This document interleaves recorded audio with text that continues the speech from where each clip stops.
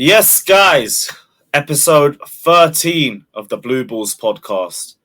I think it's the perfect name with what the transfer window's been so far, but we're going to delve into that. We're going to delve into all the latest transfer rumours of the week. Also going to touch on the Champions League final. City won the treble, and there's been questions on if they've eclipsed Chelsea's legacy or not. I'm going to touch on that as well. Big up everybody that's locked in. Let us know if you agree or disagree with any of our thoughts down in the comment section below. Don't forget to like and subscribe. Everyone's socials literally is just the name on the bottom left of our screens. And yeah, let's get into it. Fata, well, what are you telling me, my guy? How has your week been? Second week without any Chelsea. Yeah, I'm blessed, man. I'm blessed, and I'm glad that we haven't made the main headline in the newspaper yet. But yeah, it's been gone quiet the last couple of days. The Havertz rumors gone sour. Mason Mount as well. The links with the United, not a lot out there, and lost his cheeks. AC Milan loan went quiet as well. So yeah, not a lot happens. But you know what? We got 4 days left till the window's open. So we'll see by the time then, man. Hear that, bro. Alex, what are you telling me, my guy? How's your week been? I'm all right. I'm a cripple, to be honest with you. So it's probably a good thing that Chelsea aren't playing because I can't even walk. I've got my my frozen. Another injury, bruv. And we're not even playing. So yeah, just trying to relax. What happened? Basically, I was playing sport and I jumped and my knee just went. So I'm gonna have like an MRI on it. I don't even know how bad it is, but struggling to walk, so not looking great. But we'll see. We've got time. But yeah, no, I still managed to make it to a sports bar last night to watch the game. Inter, man, I look back at that game and I honestly think Inter should have won. I really do. Like they had enough good chances to beat it, and even the Rodri goal. I was thinking to myself, like, it could have been avoided. Do you know what I mean? It's not like, and this is the thing, right? You look at any other team, they just don't have what Man City have. Any player can score a goal for that team. Rodri's a defensive mid. Are you expecting Kovacic or Kante to score those kind of goals? No. So they've just got something that nobody else has. And like fair play, respect to Guardiola.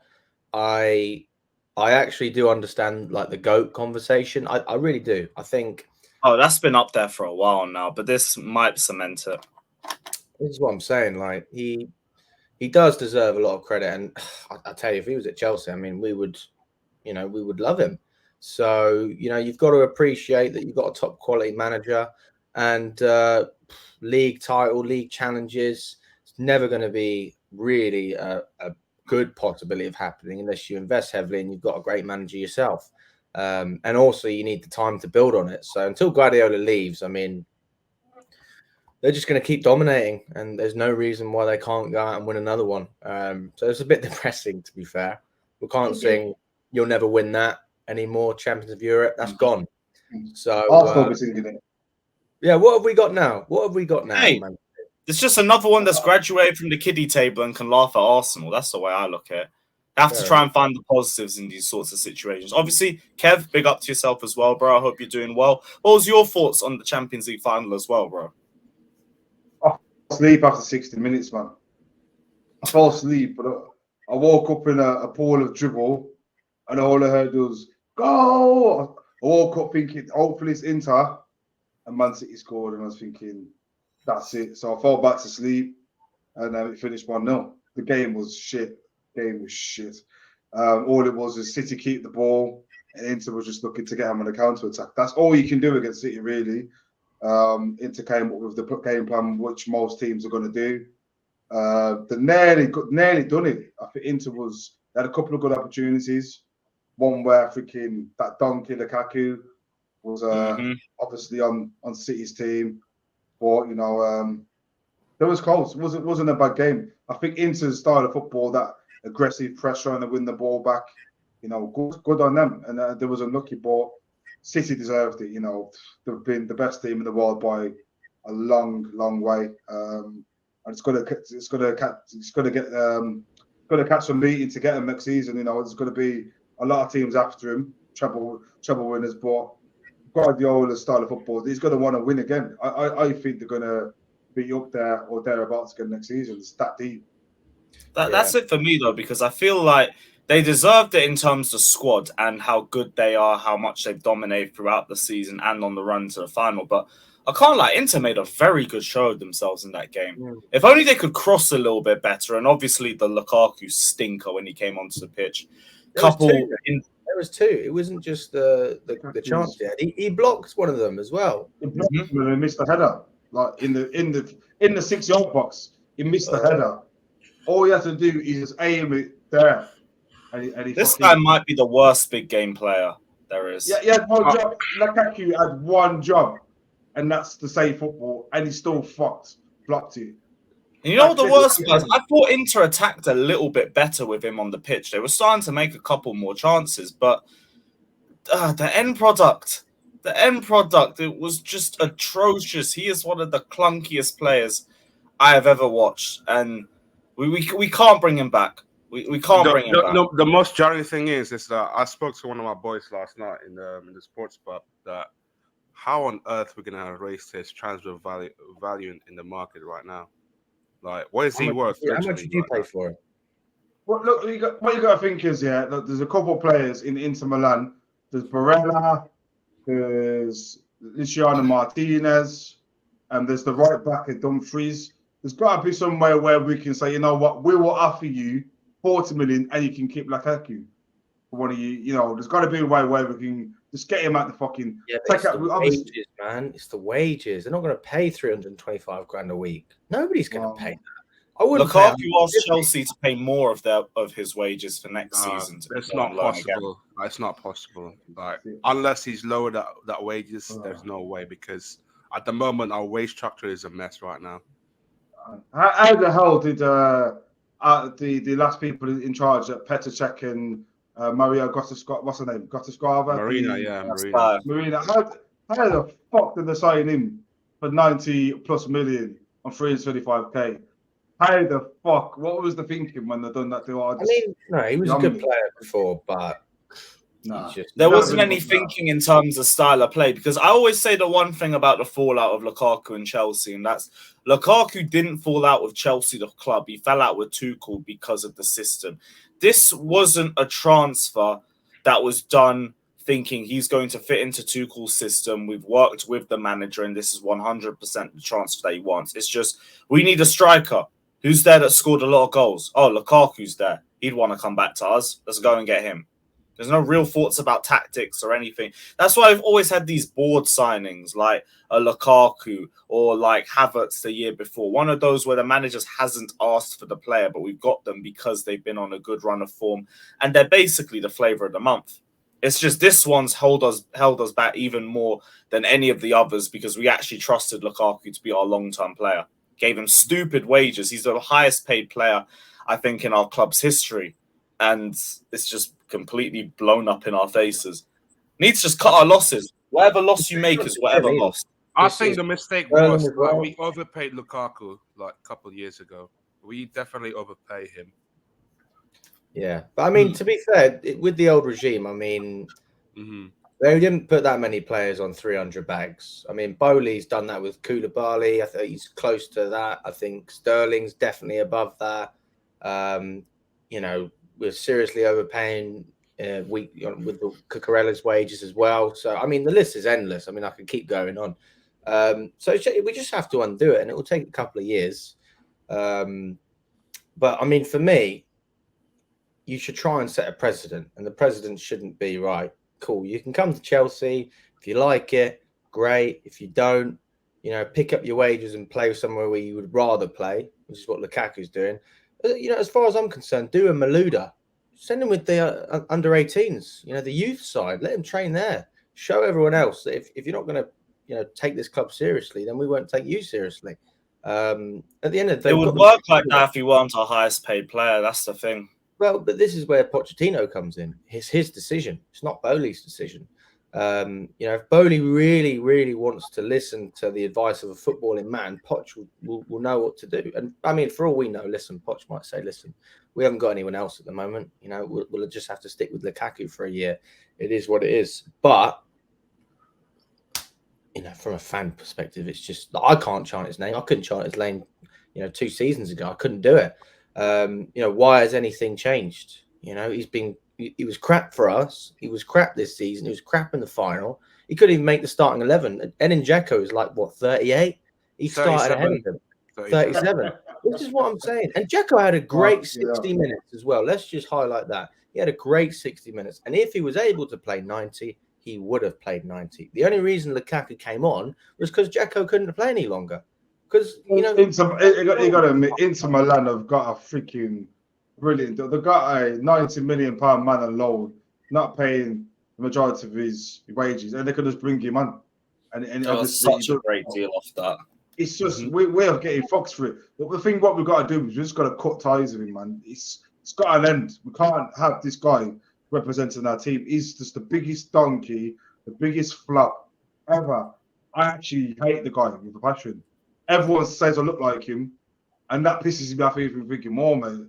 To say that I don't even match with this guy. I want the guy at the club. I don't want him to do anything to do with the club. Just cut ties with him and let him go to wherever he wants. If he wants to stay Inter, let him stay there. But maybe the only good solution is Saudi. They'll pay. But Saudi 100%. Want the highest property, don't they? He's not exactly doing well at the moment. Yeah, so Saudi's a good shout. Saudi's they're paying over. Well, Saudi clubs are apparently interested in Lukaku, and I'm hoping it's more than just a pipe dream, because that is the ideal scenario for us. Yeah, even if you can get 20 million for him, just get the wages off your books, And look, you haven't made profit, but you've done a lot better than you would have done if you kept him. So just get him out. He's a problem for the club. He's a problem. He always was a problem. He's still a problem, and he'll be a problem in the future. So, and not a problem in a good way. He's shit. He's actually shit. Yeah, we're going to have to figure out something to do with Lukaku, because I don't think Inter Milan are going to bring him back. He spent most of the season on the bench. You can't start the biggest game in the last 10, 12 years of your club's history, then you're clearly not that far in their plans enough to sign on for 300k a week plus. So if he doesn't want to lower his wage demands, he's going to end up at Chelsea, and then hopefully we send him to the first club that puts in any available offer for him. But just one last thing on the Man City thing, because I have seen a few Arsenal fans, notably Igal, big up to my guy Igal, saying that Man City have now eclipsed Chelsea with this Champions League final win. Now, I don't really believe that yet. I think they need to win 2 Champions Leagues before they can at least come into the conversation, and they need a Club World Cup too. Does anyone worry about that? Does anyone believe in that statement? I just want to bounce about it. Definitely. You got to worry about it. I mean, Man City are unstoppable. But no, they're not bigger than us. And, we can't say you'll never sing that, but you've only won 1.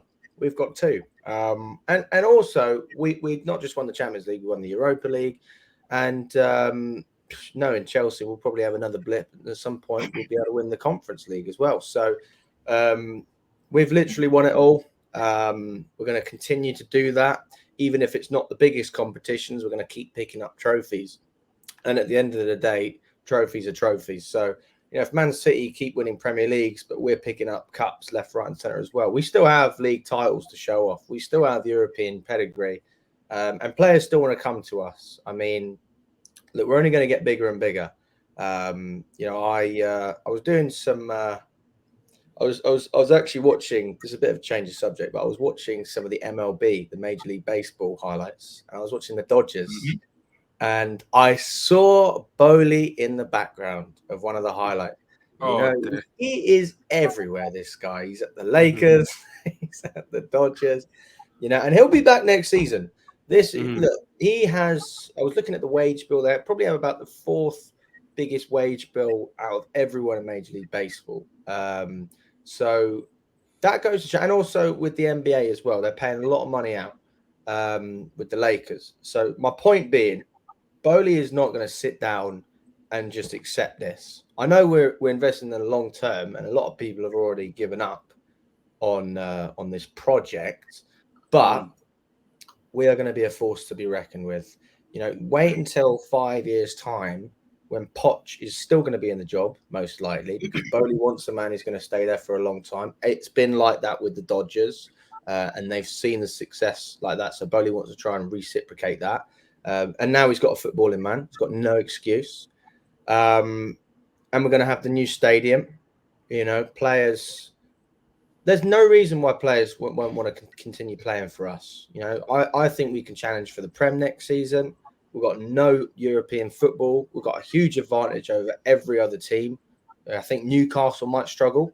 They're not used to playing in those kind of competitions. They've also got a £70 million transfer key as well. That's big. Exactly. So it looks very dire from what we saw this year. And look, I mean, most of us, especially myself, Lewis, and Father, we went to pretty much all the games, and Kev went to a lot of the away games as well. It's been shite, but we've been here before, people. We've been here before, and we've always gone back and we've done bigger and better things. And look, at some point, something's going to happen. We always knew that City were going to win it. It was just a case of when. We'll be back. Honestly, we will be back. I don't mind that City, to be fair. I'd be more annoyed if it was any other English team. Like who? What, City, I don't really get. Yeah, if it was Liverpool, United, Arsenal, Spurs, I would much prefer if they won it, because they've already won it. Liverpool. I don't consider Man City to be a real football team. I just don't. Oh yeah. For me, it's Liverpool, Man City. I hate them just as much as each other, but I'd rather Liverpool did well in Europe. Okay, if Man City want to win the Prem, well, you'd rather Liverpool did this than City. 100%. Nah, not for me. God knows how many already. It doesn't mean anything. With Liverpool, we got more of a natural rival with them. With City, they just popped up, and it's like, well, at least it's not any other rival doing a three-peat treble. But you know what this is? Nobody, not one. I don't know one City. I'd probably know two City fans. But it's got nothing to do with the fact. I know about 2, 3. They're all cool. Yeah. They're not a massive club. They're a very small club. Very, very small club. No, they are. So they are. But this is the thing. They're becoming a big club. No. So this is why I don't want them to win. Because we said, are you worried about Man City becoming bigger? Well, that's what's happening. I think that's more of the worry that we're dropping off. Because to me, like, even when we were at top, I didn't care about City too much. No, of course. But obviously you want to beat them and everything and like that, but I don't feel hatred towards City like I do to Arsenal, Liverpool, United, Spurs, all of our other actual top of the table rivals. I feel some sort of passionate hate for them. With it City, it's just when we lost 6-0 to them, I thought, thank God it was City. If this was Arsenal, I am not doing YouTube again. I'm gone. This is my last vlog. Yeah. I think we got to be careful of what we said here. And you might be right in terms of how they're going to catch us, let's say. Because, by the way, next year Champions League final is at Wembley. Can you imagine they go back-to-back at Wembley? Actually, I don't know why I was smiling when you said Wembley. We're not going to be there anyway. The 1 year we decide to turn into bums is when the Champions League's in Wembley, the Europa League's in Dublin. I think even the Conference League's in the UK or something. I don't know what the Conference or something. Like. Probably. Yeah. I actually wish we did get into the Conference League after watching the West Ham final. I was going to touch on that. Like, it would be nice to just be in a European competition, have some sort of midweek footage. I wouldn't mind if we let's say. I was going to cost too much. Sorry, Fata. I say realistically, I don't mind if we get anywhere near like top 7, probably, to get that Conference League 2025. Alex touched up on that. He thinks that we'll be challenging you for the league. I just think you're well away from. Well, hang on a second.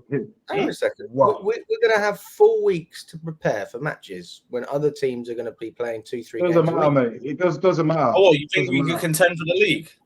No chance. It's a possibility. No way near. Listen, the players that we've been linked playing in the we're going to be nowhere near it. I'd say no.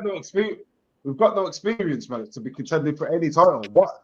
title experience of we've got in that team. We've got Thiago Silva, who's got title experience in the whole squad. The average age. Look, I said we can win the league. Absolutely, challenge 100%. Absolutely, we can. Absolutely, there's a possibility, but you are asking for a lot. You're asking. What am I asking for? I'm asking if we go bring it, experienced players, Declan Rice, even Sergio Ramos is on a free. Sergio Ramos, Modric, Luka Modric, experienced players that have been there, done it. We keep Kovacic, and we've got experienced players. We've got a chance. But if we go and get rid of all the experienced leaders in the squad, we've got no chance, mate. Don't get me wrong. Obviously, we're relying on the window, but I'm not going to sit here and say relying on the window, fitness. You're relying on a massive drop off for Man City as well. No, I wouldn't be worried about fitness because we've got a big enough squad as it is. So I don't think that would be a big issue. That'll be the easy spot. But you're asking for a big drop off from City, from Arsenal, from probably even the likes of United, Newcastle, personally. But I think Arsenal and Newcastle would drop off this season just purely because they're gonna have to kind of like how to balance it out between the Champions League football and the Premier League. I agree with you. I agree with you, and I think even when you look at City as well, look, when you get to a stage where you're so high, you can only go one way, and that's down. Right? We are only going to go up, and the momentum, new manager, proper manager, and let's not make a mistake. I know Poch didn't win much at Tottenham, but he was their best manager ever, and with PSG, it was a bit of a weird situation, but it was still a harsh sacking. He won the league. It's not like he just couldn't handle. He just couldn't handle the egos. That's what it was. Who can? The egos. Who That's can? What it was. Even Tuchel didn't. Tuchel didn't. And Tuchel came to us, and then he won the Champions League. So look, I'm not saying we're going to win European Cups under Pochettino, but I am saying that I would be very, very surprised. Well, that we're 100% going to be in the top 4, top 5. Champions League is a given. If we don't get Champions League, for me, that's a disaster. Just because we have no other competitions to focus on. I couldn't care less about cup competitions. It'd be nice to go to the games, and get a few extras in because obviously we're not going to have the European games. But why can't we, go and beat Man City? Why can't we do that when they're playing midweek in Germany? And then, maybe in the next game, they just come off 3 fixtures, a cup game, a European game, and a league game. Why can't we do that? Absolutely, we can. We're not going to have half the problems that these boys are going to have. Klopp's constantly complaining about fixtures. It's a thing. It's a real thing. And I remember just before Roman sanctions under Tuchel, we had so many injuries. It was like, it was weird. Like, we still had great squad depth, so it wasn't too much of an issue, but we had ridiculous amount of injuries, and we weren't playing our best, but we were dragging out the results. There's teams that can't deal with that. Arsenal can't deal with that. Newcastle's never had to deal with that. Man City, let's just say they lost Haaland as an example, or maybe, Grealish, one of their top players. They've got the depth, but, if they had more fixtures in congestion, losing one player could be like a cycle, and then you lose more and more, which is what happened to us. So, yeah, I don't know. Maybe I'm being optimistic, but logically as well, how could you not expect us to compete? We've always done it. Yes, it's been a few years, but I can't see us not succeeding under Poch in the first season. And when I say succeeding as well, I'm not saying we're going to win loads of trophies, but we're going to be up there. I guarantee it. I think we'll get top. I think we'll compete for top 4 max. I want the domestic trophies as long as we don't buck into City. If we do, it is what it is. I don't expect us to win. But if we play anyone else, I'd like us to try and go through and take the cups a bit more seriously. But again, City, I don't see us contending for the title because we're asking a lot. If we get there, fair enough. I do believe 1 game a week does work in our favor. If we play at that potential, that is a very good cheat code for us. And you can't see that right now. We'll only see that at the start of the season when we have our final finished squad, and then we can know what we're expecting with them. Yeah. If we don't clear out certain players, I'm going to think, okay, well, we're not going to be that serious this season. If we don't bring in certain players, same energy. The thing is as well, it's like the fixture will be released on Thursday at 9 a.m. So we're gonna have to find out what game are we playing first at home, and then by the time then you're gonna start asking some more questions by the September. That don't really matter too much though. Like you play everyone twice at the end of the day. Like the only thing that really matters is what's the run-in saying. How bad? Because like we got given the run-in from hell at the start of the season, we did. and then they threw Man United away into it just to make it even worse. If we get something a bit lighter, I'll be happy. Everything else in the middle, you play everybody twice. That's the way I see it. You've got to have a bit of luck, but yeah, I agree. But yeah, on to transfers. I do want to touch on this because there's been a little bit of panic ever since we lost the Ugarte deal last week. We were thinking like, oh, we haven't brought anyone in yet. Nobody's gone out except N'Golo Kante. And for most of us, we would have liked to keep Kante. Anybody a bit worried? Or do you feel the same thing I'm feeling where it's like, it's the 10th of June. Things are moving a bit slowly, but the window hasn't even opened yet. We might be asking for massive fees for certain players, but if it's June, stick your chest out. See who wants to come close to it. How are we feeling? Kev, I'll start with you. What's your thoughts? Not worried yet. Obviously, we know as fans who needs to go, and the majority of the players that have been linked with exits are being linked to moves at the club. So, like I said a few weeks ago, it's important that we shift the players out the squad before we bring players in. And I think the board and the people in charge of the transfers are doing it the right way, getting rid of all the dead wood, and then we're going to bring in the new players. What you don't want is the same thing that happened last season. Players that don't want to be here and then bringing in players at the same time, because what that's going to create is a bit of a mixed change in room. The morale's not going to be good because come the start of pre-season, you're going to have players in training that don't want to be there, and new players coming in, and it's just not good for the morale. So what we need to do is shift all the players out the squad and then bring in the new faces. So it's like a fresh environment. They come in. There's not going to be players that don't want to be there, and then we can move on. But they've got to do a lot better. The board have got to do a lot better. There's players that don't want to be here. Let's get them gone. Conversation's been linked to the move to Man City. I'm sure that those are going to happen soon. We've got numerous players. We've got Mount, who's apparently agreed terms. He's on a verge of leaving as well. Anyone that doesn't want to be here with Ziyech, the Pulisic's, let's get them all out. Aubameyang, get them all gone. And then when we sign new players, they're coming into a better atmosphere. And that's going to, pre-season compared to last year, I'm sure will be a lot better. Yeah, I totally agree as well. Alex, how are you feeling about the slow start to the summer transfer window, bro? I'm not worried. I think it's pretty typical. Not usually that quick. So yeah, look, you've got to look at it from the end, haven't you? It doesn't matter if you do the business on deadline day or halfway through or at the beginning. If you get the player, you get the player. The only nice thing is if they have a little bit more time with the team, obviously with the manager, getting to know the club and the system. But we need to try and get away from what I think we became this season, which was a club that were just paying players that didn't really care, and get some players that are motivated and actually good enough as well. It's all good. Having lots of Scott McTominays in your team, and some would say Mason Mounts and whatnot. People would just want to run around Gallagher, but you need players who are going to have the end product. And if you've got the mentality as well, then you've got something to work with. And that's the first thing Pochettino needs, because right now he's got a good team, but not enough quality. Still not enough quality, and we've got to base it on the last season we've seen. Mudryk, you see signs, but it's not quite there.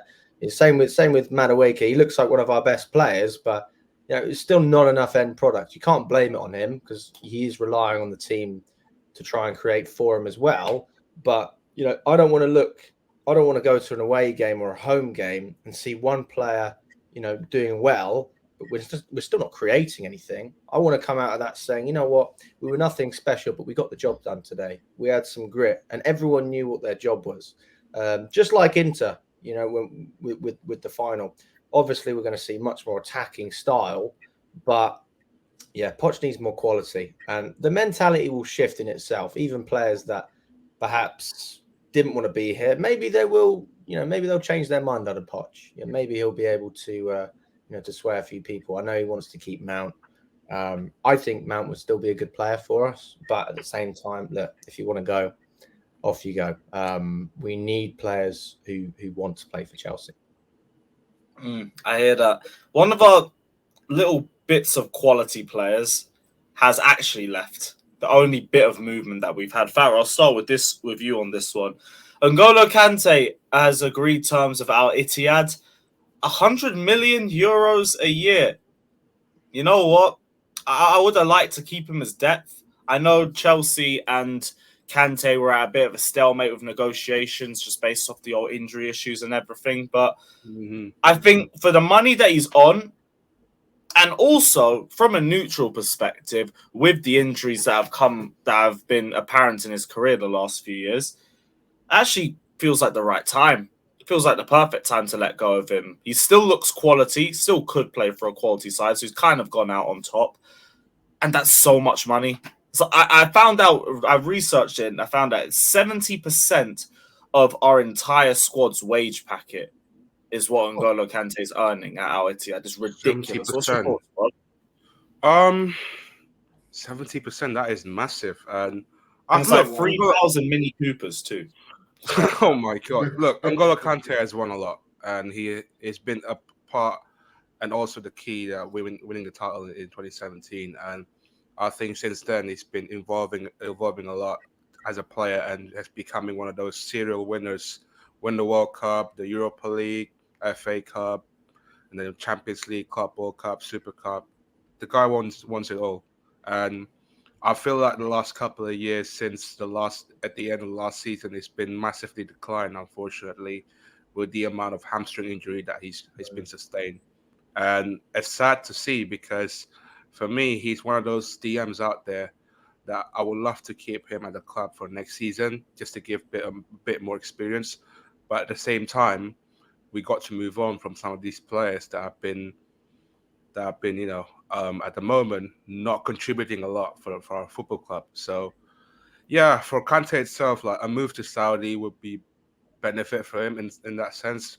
I think it's also in sense because that he wants to get his dream before retirement, which is the Hajj. I just think that whatever happens to him, I think he will retire in a peaceful way. And don't forget the fact that Al Ittihad just qualified for the Club World Cup this December. So I will not be surprised if he shocks the world and can beat Man City, win that second Club World Cup. Well, wait, are they in the Club World Cup? Yep, they are. With Al Ittihad, yes. Oh, crap. They're going to have There's actually something. I swear we're meant to be in the next Club World Cup. Wasn't that reported like a year ago? There was meant to be some. Yeah, that's 2025. That's the next. Yeah, 2025. Oh, so not this one, but the next one coming.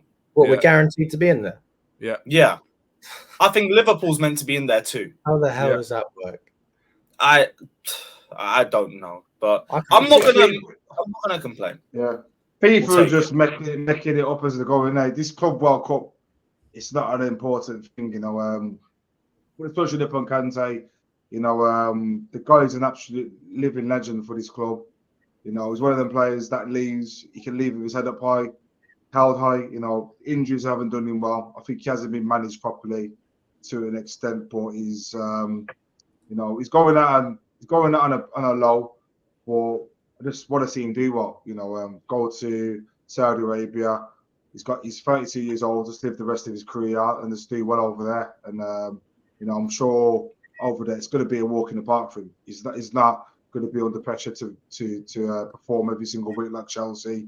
Saudi Arabia League, he could be 40% fit to still do a job. Over here, he was trying to do too much, and his body's not ready for it. His body's not built for it anymore. You know, his hamstring was going. He's putting in the hard yards, but his body's not ready for it. So we'll go to Saudi Arabia, and hopefully he can just, you know, relax and just play his football. And, you know, hopefully he can, you know, bring that Club World Cup back. Very, very unlikely, but you never know. But yeah, he's a legend, and just want to say thank you to him, really. Yeah, big up to N'Golo Kante for all the memories. Kante. Alex, what were you going to say? No, he's a legend, mate. I saw this post the other day. 7 years, Eden Hazard was at Chelsea, left a legend. Same thing with Kante. Nothing but respect. And it's a shame. Like, we're losing players. We don't really see players like that anymore. When I think of Kante, I think of, if I had to pick another club, you know, sort of like a silent leader, you know, like a Harry Kane at Tottenham, you know, that silent leader.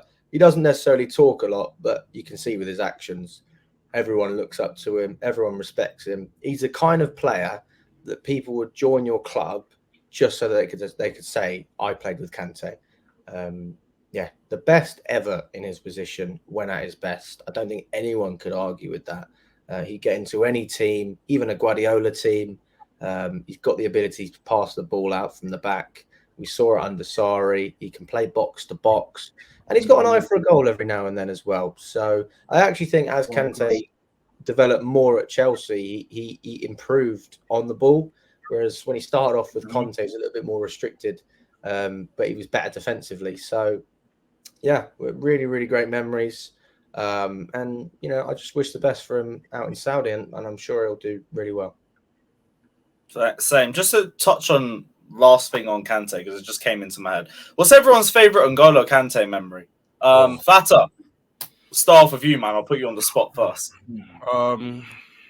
I would say the whole of 2016-17 campaign. I thought that moment when I never thought that he would join Chelsea after winning the league title at Leicester. You know what players done these days, like they want to play that Champions League football, but I think at that time we have the great offer to offer him as a player, and it's been immense pivotal part in that 3-4-3 role alongside Matic and Fabregas, and I could not. 93 points, 30 wins before the record was broken was absolutely immense record, even though it didn't beat that 96 points that we had in 2005, but still it's an incredible achievement with him alongside with him, and then you got that 30 wins in 38 games. It's outrageous to see now. No, I agree with that. For me, go on then. Oh yeah, Alex, no, you go. I'll go last. All right. It might be the same for you, Lewis. I was going to say Champions League final. I remember. Yeah, I wasn't actually with the Chelsea fans in Porto, so I was in like the middle section, pretty much sort of towards Guardiola's side of the gantry. I was on that side, and I just had a great view of it. Like, he was winning every challenge, every 50-50, the coverage. Like, I remember after Havertz scored, especially probably that last 20 minutes, like, I don't know how we did it. The whole game, we kept City out, and it was just clean, you know? There was no dirty fouls. It wasn't, you know, there wasn't 50-50s where you thought, oh, the referee should have given a yellow here. Everything was clean, and he was another level. And I think Man City's admin tweeted during that game saying, we're doing okay, but we just can't get past Kante. I mean, that says it all. He's got the ultimate respect from everyone. And yeah, I mean, we talk about Havertz, Mount, all the performances we've had during that run, but, you know, Kante, he was phenomenal for us, and he got the best out of the players around him. You know, Jorginho, I think, was the player of the season that year, and it's no wonder why he was able to play so well, because Kante was, you know, covering up for him, so he had much more freedom to do what he wanted. So yeah, Champions League final against City, great memories, and yeah, I think we'll always remember that one. Yeah, Kev, which one are you going for? His goal against Man United. 017, 018, I think it was. Yeah. Went past 3 or 4 players, cut inside, cut that way, and just dinked it into the corner, past the guy out. What a goal. It was 16-17, by the way. Oh, Yeah, it was 16-17. Yeah, my bad. Well, what it was in the past, well away. But yeah, thank you for that. Yeah, 16-17 season when we had Kante, when we beat them 4-0 at the bridge. That goal, memorable moment, and you never at that point you never really scored many goals. But for him to score that world-class goal and to see all the players go around him, it was just one of the moments where Felt a really heartwarming moment. Hear you. yeah, it was For me, it was brilliant. Yeah. Europa League final. I have to go for that one. That brother was injured. He was on a knee brace, and he still put that whole Arsenal midfield in the spliff. Sent Torreira off the pitch, crying his eyes out. Beautiful, beautiful. I couldn't think of a better one. That honourable mention goes to a Liverpool goal, though. What a finish! and the Tottenham goal where he nutmegged 3 people. Yeah. A habit for key goals, you know. Yeah, man. He did score in the FA Cup as well against United. Too many goals, man. Fucking hell, man. Ridiculous. On to a potential ingoing. Because I want to know you guys' thoughts on this. Because this has turned into a big debate on my streams for like the last week. On the Caicedo situation, Chelsea have informed Brighton that they will match any bid from Arsenal for Caicedo. Chelsea feel that Brighton want a bidding war, so as they have not set a firm price. So they've simply said they'll match what Arsenal offer, and then they're going to try and beat them in terms of bonuses and incentives and all of that. Brighton have been very obviously looking at keeping Levi Colwill. They had a £30 million bid from rejected, which I think is really too low for him. But I feel like a lot of clubs are going to come in for Caicedo. Our defence, especially our centre-backs, in my opinion, is our strongest part of the squad, whereas our midfield, everybody's leaving. Kovacic is going to City. Kante's already gone to Al Ittihad. Mason Mount's going United. We're trying to sell Ruben, and we're looking at selling Conor Gallagher as well. That leaves Enzo with like Chukwuemeka, Lewis Hall, and that's about it. Now, I don't want to lose Levi. Lewis Hall's not even a centre midfielder as well. I think he's more left back. Like he's played there, and he looks like that personally. But my point is this, and I want to gauge what you two feel, because I rate Levi Colwill. I think he's going to be a quality centre back for us. I think he already is a great centre back. But if giving Levi Colwill takes a good chunk of that transfer fee off for Caicedo, and it also gives us a step ahead in negotiations with any other club because we can offer them a player that they are looking for, would you be willing to let him go? Don't sell him. Just think about it. They've already taken one of our players in the centre midfielder, Billy Gilmore. They've taken one of our centre midfielders for dirt cheap anyway. You know, we've got a buyback clause on him. We've got a good relationship with Brighton. Just pay whatever it takes to get Caicedo, but don't give him Levi Colwill. Levi Colwill, in the next 3-4 years, potentially is going to be one of the best centre backs in the world. Let me tell you now, if he doesn't leave, if he goes to Brighton, guaranteed there's going to be Arsenal, Man United, City. There's going to be big teams coming in for him. So maybe we could put a buyback or a first refusal. Because I feel like the biggest worry with Levi Colwill isn't selling him to Brighton and him being brilliant there. It's he goes there, he's brilliant, and then he goes to a top 6 club, and then he's a long-term rival for us. That's why, to me, I'm thinking, okay, you put a buyback clause on there. Let's say 18, 90 million or something. Or first refusal on any bid that they get from another club. That kind of covers us. It again means we get Caicedo, and we end up losing Levi Colwill, but we have a first option to bring him back if he does come. I still feel that we need one more centre back anyway, because Thiago Silva is 38 years old. So even though we've already got one game a week, though, like if you deep it, how much rotation do you need to do with a defense when you play one game a week? Only League Cup games, though. We've got minimal. I wouldn't even want that though, because I want to win those trophies. I want strongest 11s in the cups. Take them serious.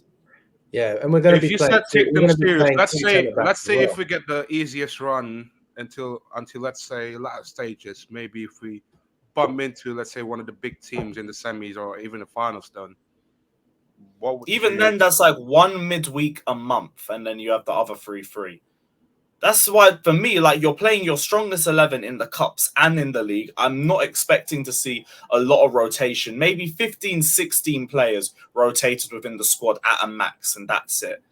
Another reason why I'm thinking, you've got Badiashile, you've got Fofana, you've got Thiago Silva, you've got Chalobah if you even want to use him, and Koulibaly too. Maybe a loan deal. So we've got a transfer offering, and maybe Levi Colwill for another year. I wouldn't sell him. He's going to be one. I said it 2-3 years ago when I watched him at Huddersfield last season. I said he's going to be a quality player. And he's coming to the Prem, and he's lived up to expectation. So I wouldn't sell him. I'd probably loan him out, get him some experience at Brighton, get him some experience in the Europa League. Bring in Caicedo, and then next season, when Thiago Silva retires, bring in Colwill as his replacement. There's no point of selling players to bring. If we go and sell him for £30 million, Brighton are going to want £80 million from next year. There's no point. No, but that's the thing. We don't give him for if Caicedo should be like 18, 90 million or something we're looking at. I'm saying 35, 40 million and Colwill goes the other way with a buyback clause or a first refusal on top of that. Or if you, I don't think they'll accept a loan. I don't think they'll accept a loan. Why wouldn't they accept a loan if they needed him? Because they're trying to get him permanently, so they're not going to look at a loan in negotiations. No, I understand what you said, but if we said, right, we're not going to sell him, if I was Brian, I'd still loan him. What are you going to pay? A couple of million, pay his wages? That's not bad business. If you did a loan, let's entertain. If you did a loan, let's say you're going to do 70, 80 million then, and then probably Colwill on loan for another year, because then again, you're just only using him for the 1 year and sending him back.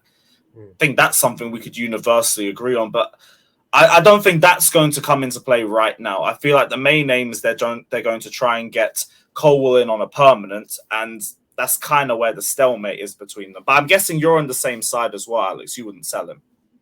No, but I can understand why people said they would. But then you got to think of it as well that the centre backs we do have, Koulibaly has not been good enough. Fofana's injury prone, and Thiago Silva's getting on. So you do need a direct replacement for that. Yeah, but Badiashile's young and he's got time, so I'm not worried about Badiashile. The other three are the ones I am worried about. But that's another thing to me. Like I feel like I sound like I want to get rid of him and he's crap. He's not. I think he's a quality centre back. I just think that's our strongest area, and we've got nothing in that midfield right now. Alex used this remark, and I'm sorry because it's going to sound awful, but it's the best remark we have. Alex from my streams, by the way. Okay. Like he said, defense is a small hole. And the midfield is a gaping hole. So you have to fill the gaping hole first. If you understand my reference, I'm sorry, because it's very 18 plus, but the point still stands. It's the bigger hole. So we have to fill it. I can see why. Yeah. I can see why Kev would want to keep him, but at the same time, I agree in some aspect of what Lewis said about the midfield has been a pivotal key that we've been kind of crying out loud for a world-class DM, and then what we did was we sold him to our main rivals. But then what happens then? That you potentially leaves only one option. Then it's the buyback clause. Mm-hmm. The thing is with Caicedo, yeah, he can play a 6, starts an 8. So probably if we get Lavia as well at the same time. Caicedo is literally just a replacement for Kante. He literally does the same job as Kante. He's up and down, box to box, tackles up the pitch.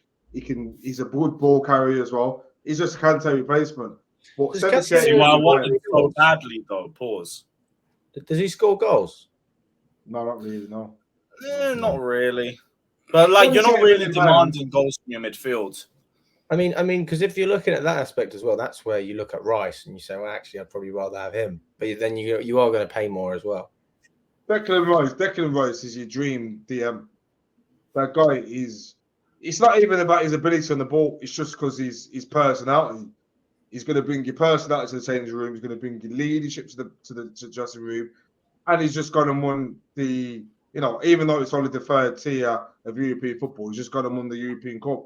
He's bringing a lot of stuff to the table. But Declan Rice, we're not going to get him. There's no point even talking. It's either Lavia or Caicedo or both of them. I think we get both.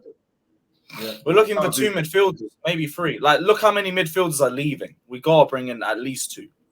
Well, when you look at Lavia, that Agate would have been the best DM we could have got, because I've done some research on the guy. His tackling ability, he's a sitter. He doesn't want to do. He doesn't want to come past the halfway line. Just wants to sit, break up the play, and pass it on. There's not many DMs in the game like it. There's Rodrigo, there's probably Casemiro, and there's Rice. Players that don't really want to come. I think with Caicedo and your Lavias, they're more pressing DMs. They want to go a bit further up the pitch. So Agate would have been ideal, but obviously he's going to PSG now. So we need to look for someone else who could do a similar role. So I think Caicedo was your best shout for replacement for Kante. Even when you look at Lavia as well, sorry to interrupt, Kev, they're asking for 40, 50 million. I can't justify it. I can't especially when you've been relegated. That should slice the value of the player in half. I think it was the same with Ward-Prowse, because Liverpool are interested with him as well. 50 million. As well. How can you demand that if you're relegated? You can't demand that kind of money. And just touching upon this as well. Sorry to interrupt. Your Tillemans has just gone to Aston Villa on a free.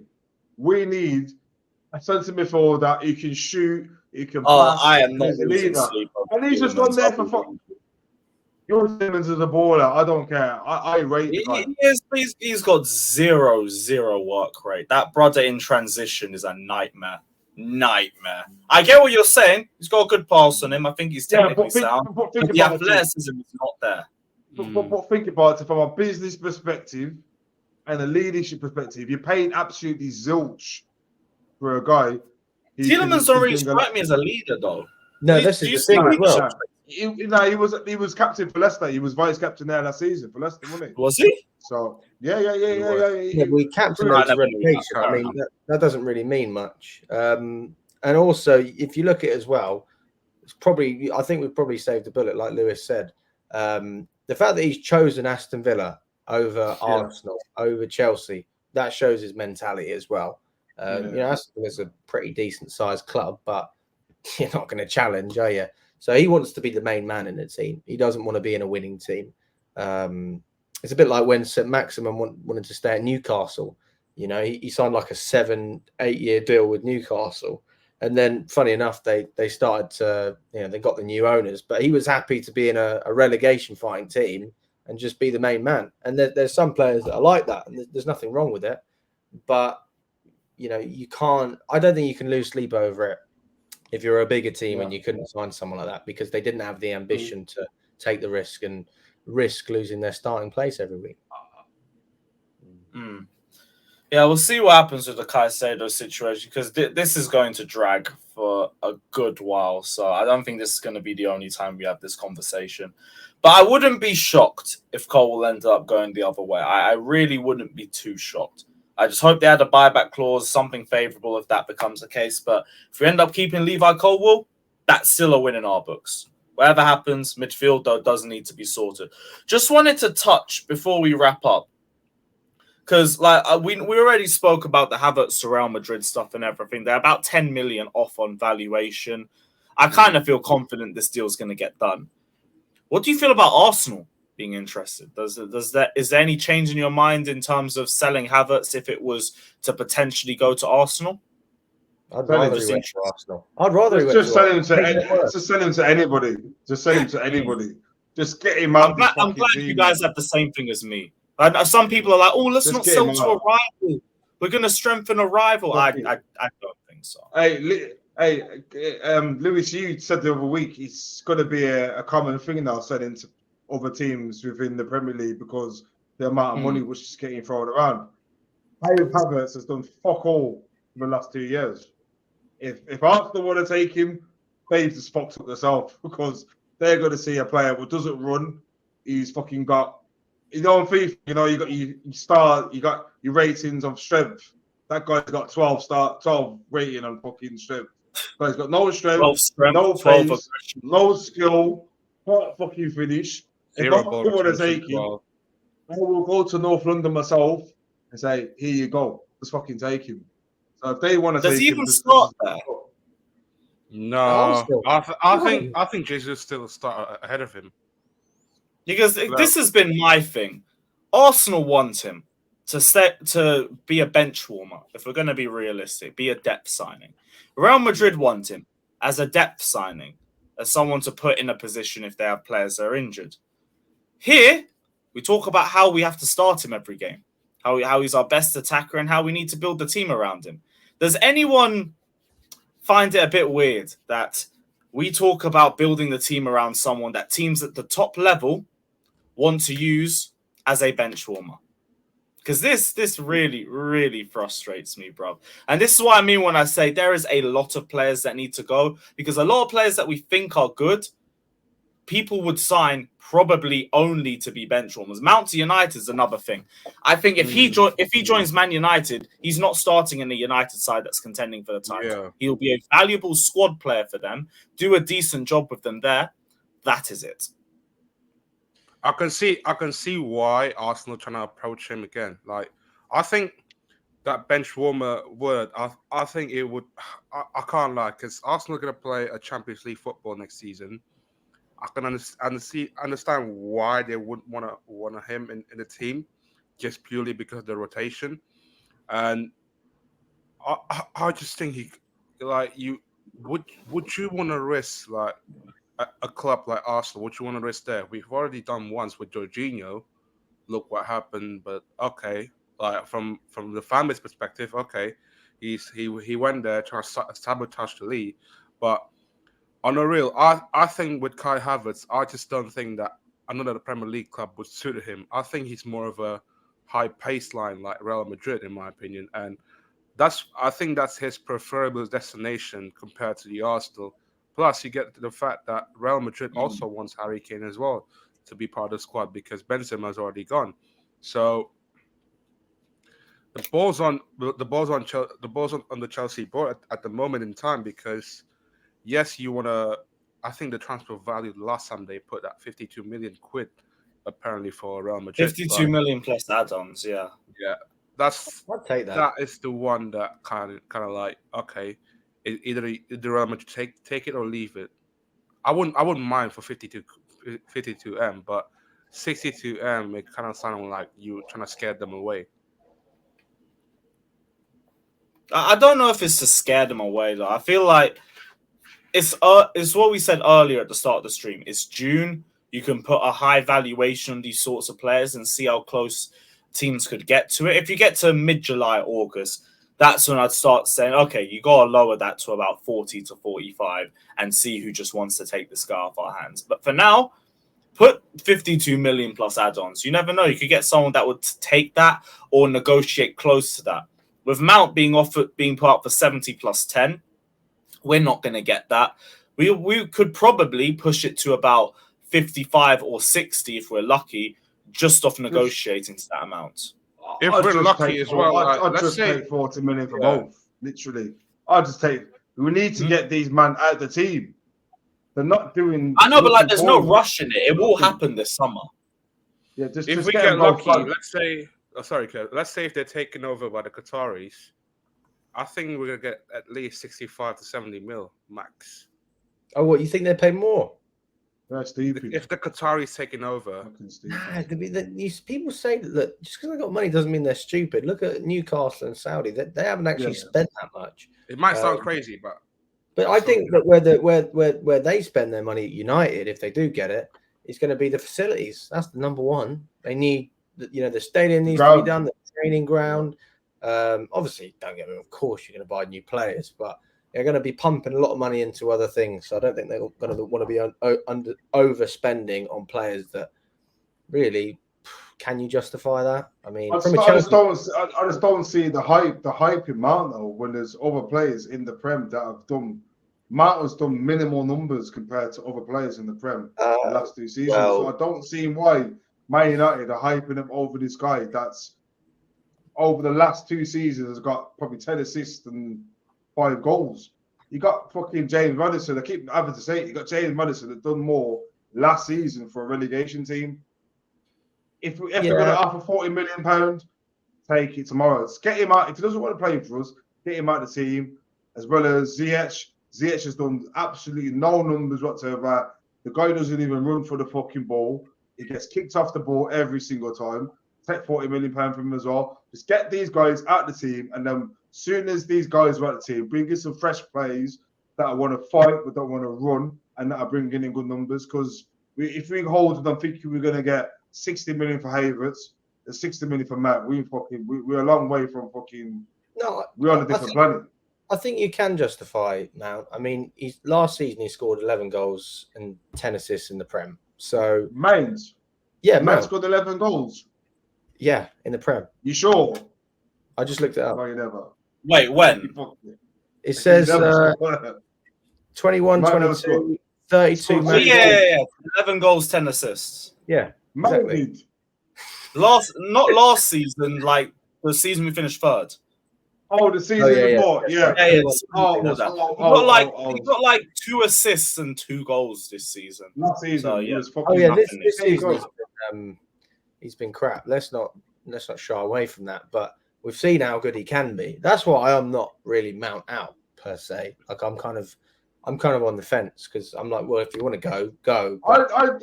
I'd love to keep Mount. I'd love to keep Mount, but if he wants to go, let him go. Because, like I said, there's other players in the Prem that are doing better numbers than him. Okay, he says he's Chelsea through and through, and this and that and the other, but he's agreed terms with Man United. That means you're not Chelsea through and through. You just want more money. So, like I said, there's James Maddison. Obviously, we've just missed out on fucking Alexis McAllister. He's got to Liverpool. He was doing better numbers than freaking Mount. You know, so I'm not worried. If Mount wants to go, let him go. But I'll take £30-40 million from him tomorrow. Same. We'll see what happens with the whole Mount and Havertz and the rest of the outgoings as the transfer window continues. Opens in a couple of days as well, so hopefully we'll see a few departures after the official opening of the transfer window. But it's the end of episode 13 of the Blue Balls podcast. Let us know all your thoughts down in the comment section below. Don't forget to like and subscribe if you haven't done so already. And we are out, my people. Peace and up the Chelsea.